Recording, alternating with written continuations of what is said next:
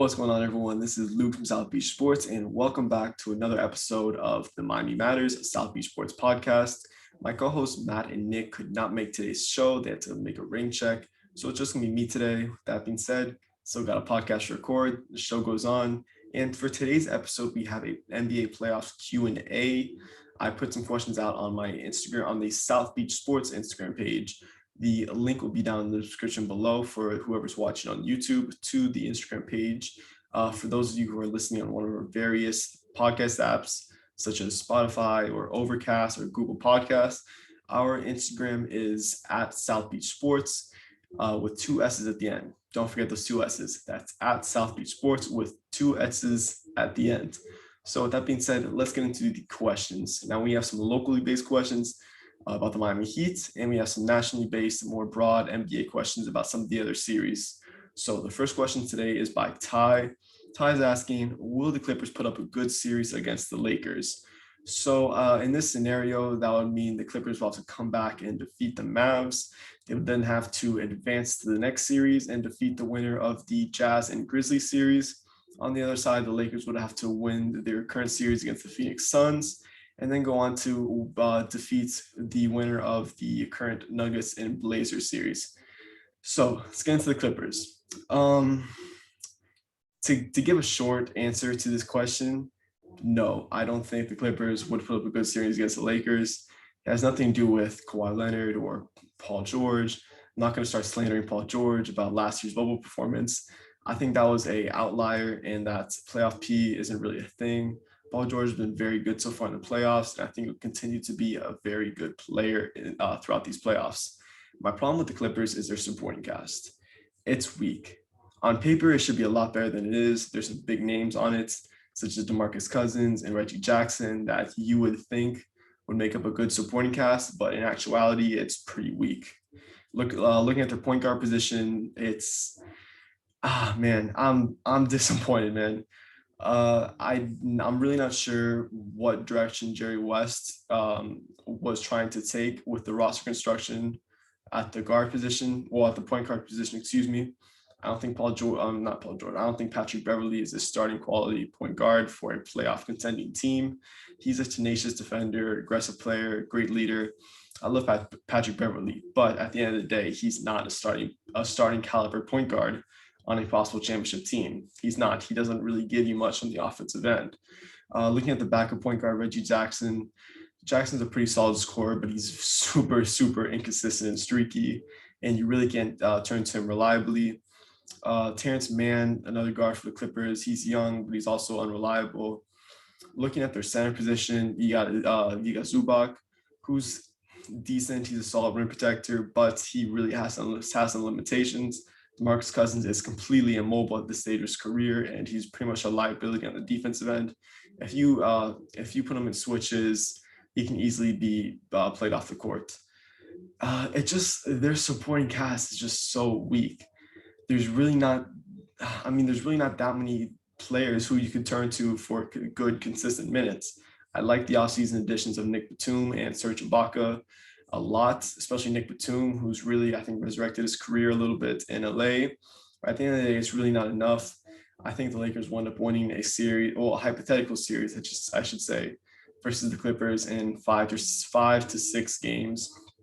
The Lakers match up much better, especially at the guard position. Dennis Schroeder, Alex Caruso, Talen Horton-Tucker, these are all better options than Patrick Beverley. And yeah, I think the Lakers just match up a whole lot better, and they would completely, they would just win that series pretty easily. I mean, I think Kawhi would probably steal a game or two, but it's really not that much of a challenge, in my opinion. So the next question is from Christian. Christian's asking, how could the Knicks slow Trae Young down? To be completely honest, I'm not really sure. Trae Young has been that good so far in the first 2 games of the playoffs. He put up 30 today in the recent Game 2 matchup. And, I mean, the Knicks are a very good defensive team. Might even be the best defensive team in the league. I would put them behind the Lakers. But, I mean, the Knicks, in my opinion, second best defensive team in the league. Tom Thibodeau, a super great defensive-minded coach. And, I mean, the Knicks have been throwing out a lot of stuff at Trae Young. They deny him the ball. They double ball screens. They throw out a multitude of defenders such as Alfred Payton, Reggie Bullock. We're both solid defenders. Solid defenders. So I mean, I, there's only so much you could do to slow him down. I think the only way you could quote unquote slow him down is if you get him to speed up. Trae Young's a very fast and slow type player. He knows when to speed up. He knows when to slow down. If you could speed up his processing speed to the point where he's rushed, he's turning the ball over, he's taking quick, inefficient shots, I think that's really the only way you could slow Trae Young down in this series. So moving on to our next question from Blake. Blake's asking, on a scale of 99 to 100, what are the chances of the Suns beating the Lakers? Blake seems pretty confident here that the Suns are going to defeat the Lakers. Let's get back to this question because we have a more broad Suns-Lakers question that I'll answer now from Andres. Andres is asking, thoughts on the Lakers-Suns series? So my initial prediction was Suns in 6. I'm sticking by that prediction. I think the Suns match up very well with the Lakers. I really like their perimeter defenders and Michael Bridges and Jay Crowder. And I like DeAndre Ayton's rim protection ability, especially against Anthony Davis. And I think the Suns just match up very well, especially Devin Booker's playing super well in the playoffs so far. When I made this prediction, that didn't take into account Chris Paul getting injured in the first game. We'll get into that. But yeah, I had Suns in 6, and I'm sticking by that prediction. Chris Paul is currently probable for game 3. So we'll have to see how healthy he really is. And I think the series just comes down to Chris Paul's health. I mean, if Chris Paul is the hobbled version of Paul that we saw throughout much of game 2, then I think the Lakers will end up winning in 6 games. Now, if we see a healthy Chris Paul that we've seen throughout this entire regular season, then yeah, I'm sticking by that Suns in 6 prediction. I mean, the Suns are a very, very, very good team. People are really undermining this team, mostly because I think how young they are, how inexperienced they are, but they have players. I mean, we saw in game 2, Cam Payne, terrific backup point guard. He just provides so much energy for that team. They have dogs in that team. Jay Crowder is a dog. Torrey Craig, he gave some spot minutes. He's a solid wing defender off the bench. Like I said, I really like Michael Bridges. He's really developing into a very, very exceptional 3-and-D player. He's shooting 43% from 3 this season. He's a reliable shooter, and he's a very, very lengthy and smart defender for someone his age. And yeah, I think the Suns really just match up well against the Lakers. To then transition into Blake's question about if I'm 99 or 100% sure the Suns will win, assuming Chris Paul is healthy, I'll give the Suns a 60% chance to win the series. The Lakers could still easily win this series. LeBron, AD, Dennis Schroeder is playing really well. I think he had like 24 in game 2. I really like Alex Caruso a lot. He's really developing into an amazing perimeter defender. And yeah, I mean, you cannot count out LeBron, you know? So to transition into the next question of the day, we have a couple Heat related questions from Sal. For this first question, Sal is asking, should we stop disrespecting the GOAT Max Strus and give him some real minutes? I guess this is like a rotation related Heat question, right? I don't think we'll get any Max Strus minutes or any serious Max Strus minutes. I think the Heat and Eric Spoelstra will end up adjusting their rotation before Game 3's matchup against the Bucks. I don't think that will include any new players or added to the rotation. I just think that the current rotation will be mixed and mashed. So no, I don't think the GOAT Max Strus will be receiving any real minutes anytime soon. That being said, I like Strus. I think he's a solid shooter. He's an active defender. He works hard. He's a hustler. And yeah, I think he could have a future in the Heat rotation sometime in the future. Maybe next season, maybe the year after. We'll see. But in the current playoffs, no, I don't think he'll receive any real minutes. Now we have another Heat-related question from Sal. This one I think can answer a little better. He's asking, should Goran Dragic, start over Nunn, that's Kendrick Nunn, in the playoffs since he's key to our success and has greater experience? Yes, absolutely. I think Goran Dragic should start over Kendrick Nunn. Um, Listen, I like Kendrick Nunn a lot. I think he's really improved this season with his playmaking ability. His spot up shooting has increased so much. I think like his 3-point percentage is up like 5 or 6%. I could be wrong on that, but it's felt like that. He's turned into a very, very solid spot up shooter.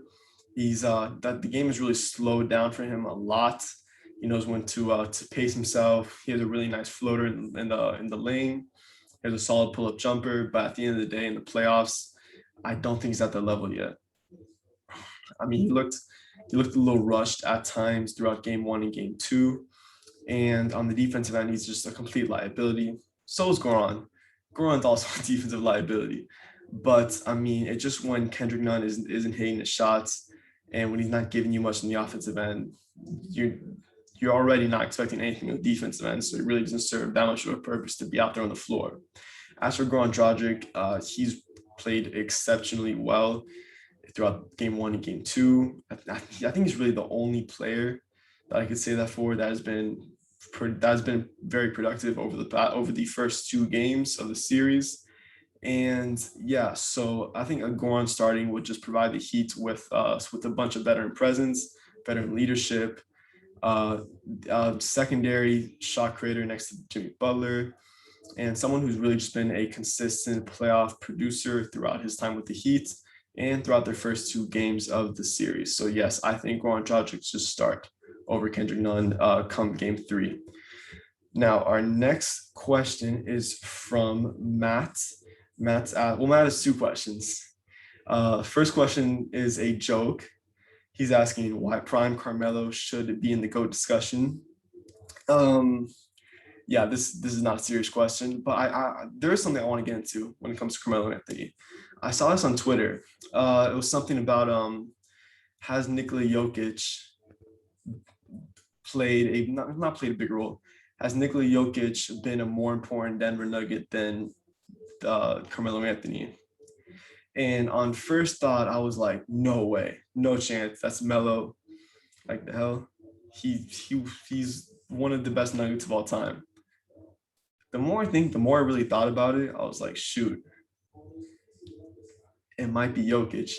I mean, if you just compare accolades while in the Nuggets, Jokic has the extra MVP. They've both taken the Nuggets to the Western Conference Finals.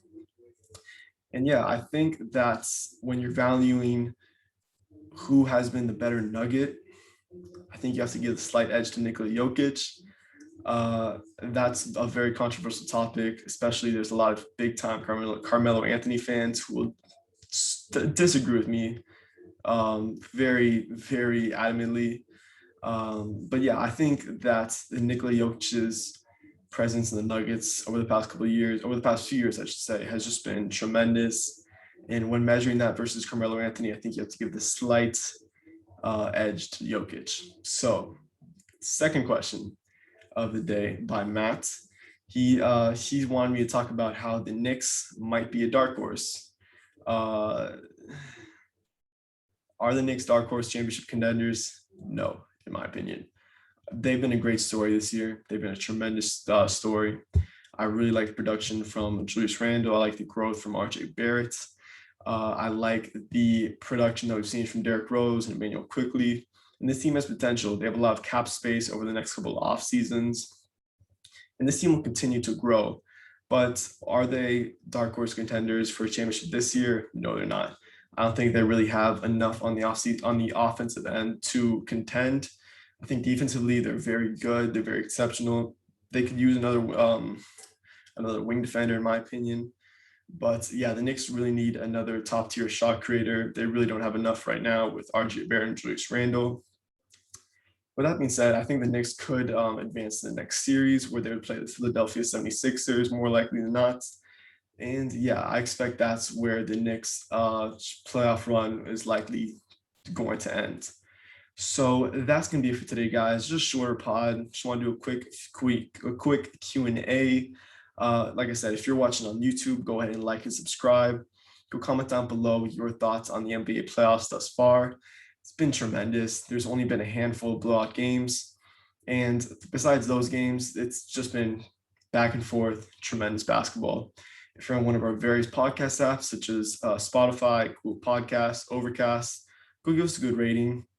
And yeah, you know, we should have a pod with hopefully Matt and Nick on Friday, a more in-depth review on the NBA playoffs. And yeah, I'll catch you guys later.